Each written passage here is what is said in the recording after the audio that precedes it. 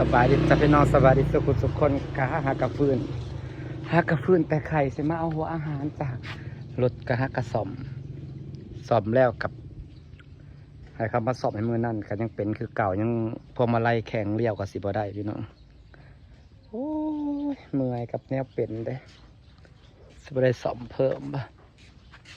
มาเอาหัวอาหารอยู่ห้านหัวอาหารจับสั่งคนไว้โดนแล้วพี่น้องนี่จ้ะไก่เติบผ่านมา2-3หมู่บ้านเนี่ยรถกระเลี้ยวก็สิบ่ได้แข็งอ๋ออันนี้บ่ดอกไม้ที่เพิ่นว่าดอก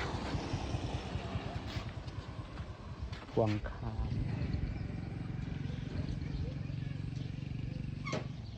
ดอกพวงคาม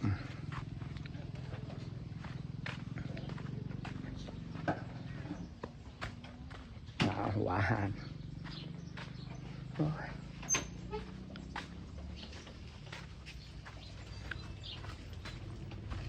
เม็ดใหญ่เลยเม็ดใหญ่มันเบอร์ยังวะอันนี้มันเม็ดกลางป่ะนี่เม็ดใหญ่ปะใหญ่2-2ป่ะเดี๋ยวเม็ดใหญ่ได้เม็ดใหญ่8 สอบ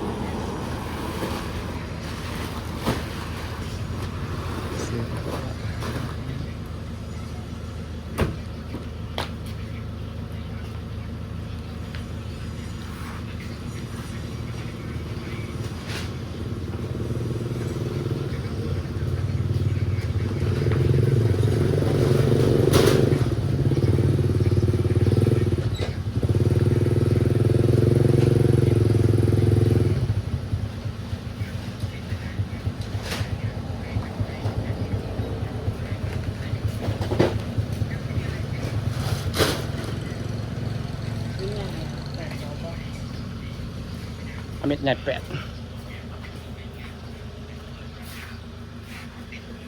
ได้จากสอบ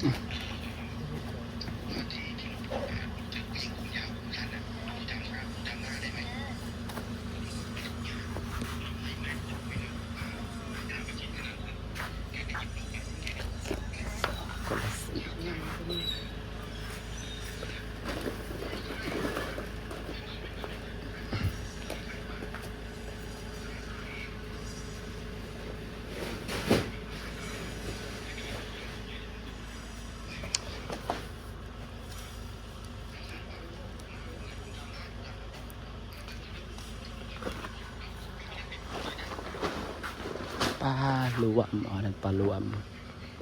นั่นปลารวมปลาดุก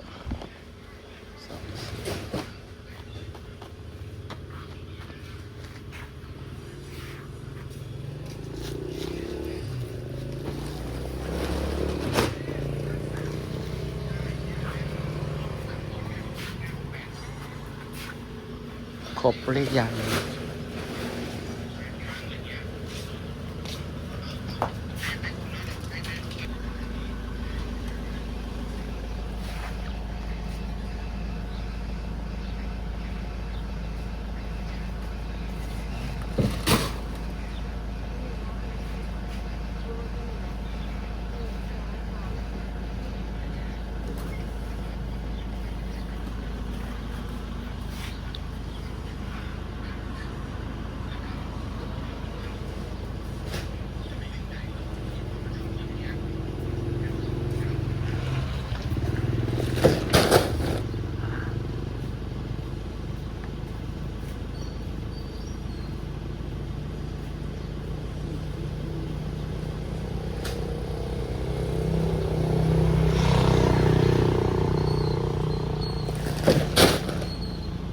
6 สอบ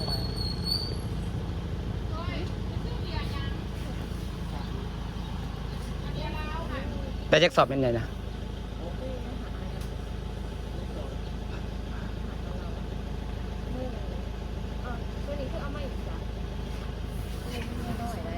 ซ้ำกันบ่ ซ้ำกันปะขักๆด้วยมาสิงง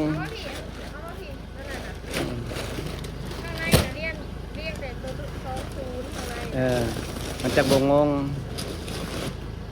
มันสิงงทุกเจ้า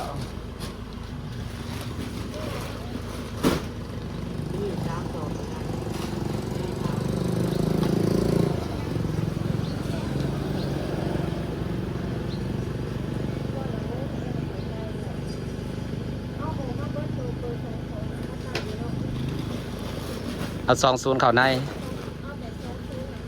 เห็นมันจังบงงเป็นแถวมาเอาหัวอาหารไปให้ปลาจ้ะ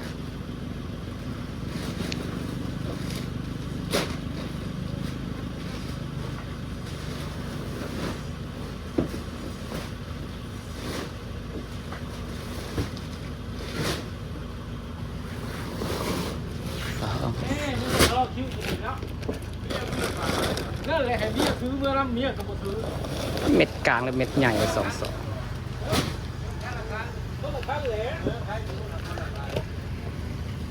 ขี่คนอันแล้ว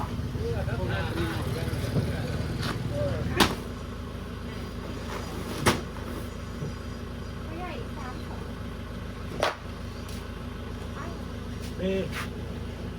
ฮ้ร้านเก่ากันเฮ้ยจ่ายเงินมาแล้วครับนี่หาสงชัยเรื่อยๆหาวะ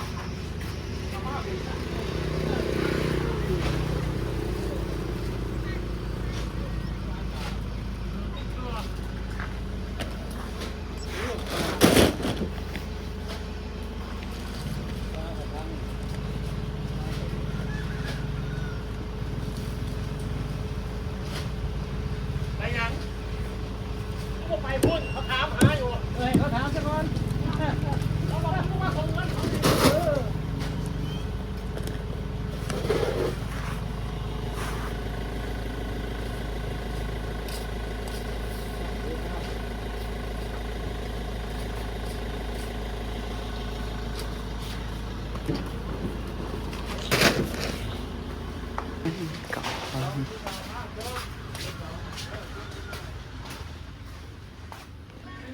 มันสุ่มเห็ดลงกอกเนาะ